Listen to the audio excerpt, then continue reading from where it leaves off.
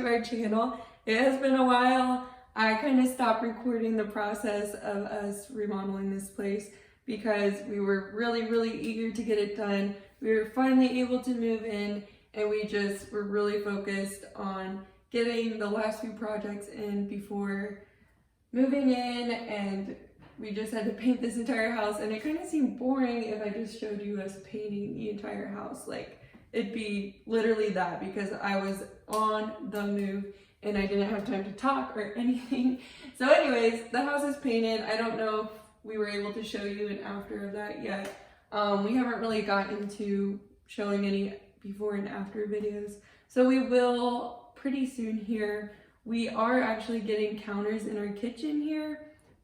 Today's Monday, so it's next Monday we're getting them. And then the sink will be installed then, and our faucet, all that good stuff.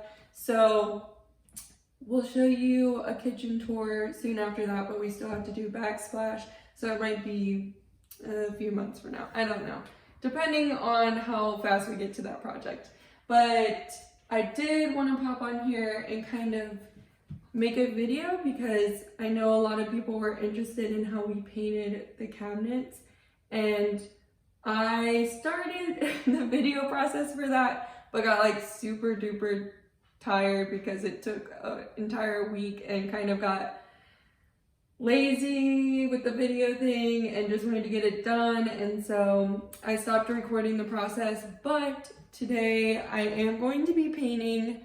Let me show you the island we got from IKEA. So I'm going to paint it today and kind of show you the process that we did for these cabinets.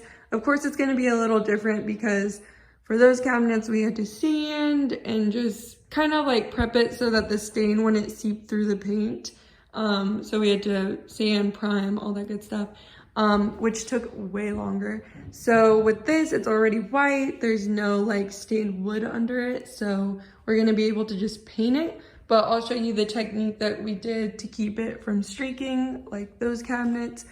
So we'll do that. But the reason we got this island is because it has a spot for like 2 chairs on this side, which we really liked, having just extra seating in our house.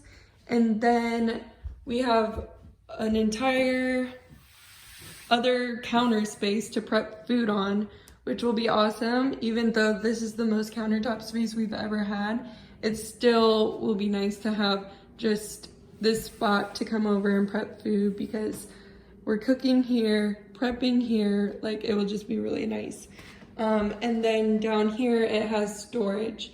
Another thing with this kitchen is we have more storage than ever, but you'll see here like the shelving in between has a really short space, and so it's harder to store some of our bigger stuff. So that's why we like this island. It created more storage for us. So another thing I want to do today is kind of like reorganize our cabinets, because at one point we had our coffee maker here, and so I put my coffee cups here, but that's now over there, and different things like that. So I just want to make it kind of, I don't know, flow better. So I'll be organizing today, taking you along for that and the painting of the island. But yeah, today will kind of just be a day in the life video. Before we get started, I had to introduce you to the newest members of our family, Loki and Mulder. They love our bed and always want to be on it. And they're about to fall asleep, but I thought I would give you their names and kind of how we came up with them. So Mulder, we thought she was a girl. We named her Mulder after Fox Mulder from X-Files. Found out she was a girl, and now it's Foxy Mulder, but we still go by Mulder a lot of times. And then this is Loki. He was really ornery, always getting into things we didn't want him to when we first got him. So we named him Loki after Thor's brother, the god of mischief. And that is how they got their names. But oh my goodness, they're so cute when they sleep. They have the most precious bond because they are brother and sister, and they've always been together, and we were like super happy to keep them together. It's been the best having sibling kittens. It's so cute. But yeah, I had to introduce them before we get started because they're always around us. They're super clingy to us, and I knew they'd be in tons of videos. Aww. All right, good night, kittens. While they're sleeping, I'm gonna go ahead and work out because I'm just now getting into the routine of working out again after all the house projects and the gym being closed. Andrew and I were like, let's start working out 5 days a week because we just really need it. And so we started last week and we're continuing this week, and I've started the BBG program back up. I know I've talked about it so many times. It's just my go-to when I have to work out from home. So today's leg day. I'm gonna do that and then get into the kitchen projects.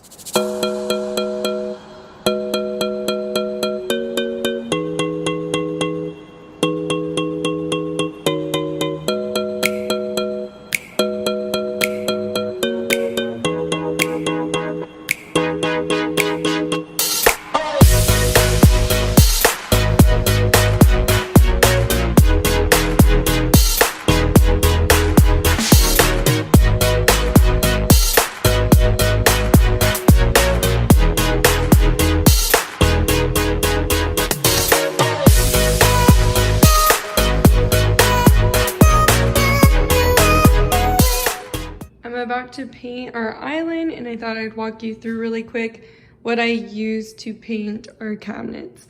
So you want to use a foam roller.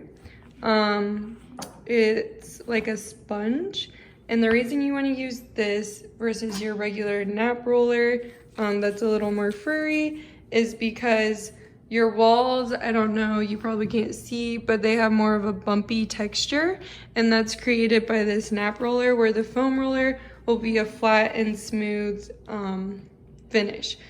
And then another thing you'll want is like a 2-inch brush. Mine's seen better days. I've used this thing a lot, but you'll want like a 2-inch brush like this, nothing bigger than that. And you'll just use this to get all the borders. So anywhere you can't get with a roller, through here, like that. You can do it more flatly since you're gonna be rolling over it. Just do it neat so that there's not a lot of drippage everywhere else. Then you'll take this roller, and it's pretty simple. You'll wanna kind of go one way with the roller and like not budge it into the end here, but like kind of lift at the end. But for me, I couldn't always go one way. It was better on the second coat, but the first coat I kind of had to go like up, not all the way, down, not all the way, because remember you painted the border, and then go back up and then off. So it was up, down, back up, and off. So not too hard of a concept. So then for these edges here, I would like get it wet again with the paint, and then go this half up and down, and then this half. Sorry, my battery got filled, but basically, like I said, you'll just roll, try not to touch the top, roll the sides, you know, all that good stuff. And then in between coats, you'll want to sand. Just lightly with the 200 grit. And our neighbor that paints cabinets as like a side hustle, or it was his business at one time, but he no longer does it much. He gave us this piece of glass. It's just a flat piece of glass, and he says what you do is you go over your cabinet very flatly. If there's any drips, it will scrape them off. So basically you only have to do this if there's a drip, just to get that off. And then you would sand, like I said, in between coats, and then you can do the next coat. So basically the steps are sand them, prime them, sand them again, paint them, sand them again, second coat. And you'll do that to each side. So you can see, you know, how it would take 7 days to do, since you can only do one side at a time. But yeah, I just wanted to kind of walk you guys through that. I had some questions on how to do it. It's not as hard as it looks, it's just really time consuming. But I'm gonna go ahead now and get started on our outline.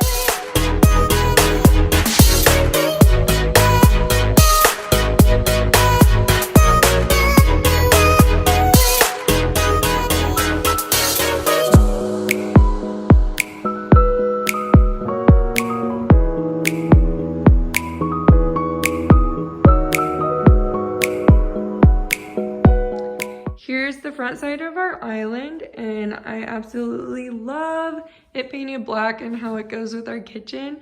I'm really excited to get 2 bar stools here. I'm having kind of a hard time deciding on a color because we have a lot of colors going on in here with the gold, the stainless steel, the white, the black. Our counters will be white as well, so it's just kind of hard to pinpoint what color to go with. I've thought about leather or wicker or wood. It's kind of hard to decide, but if you have any ideas, feel free to leave any of those in the comment section. But here is the side of the island. It turned out really well. I do have to touch up a little bit. I noticed some streak marks over here, but for the most part, 2 coats was enough. And then over here is where the shelf area is.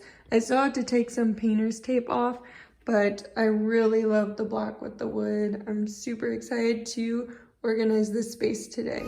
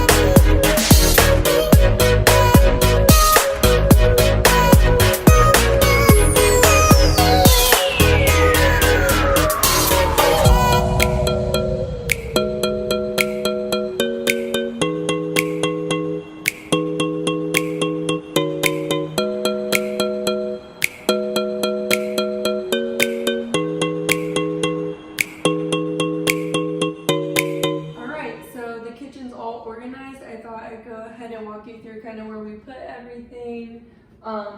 So up here, you can't really see, but I have like our crock pots.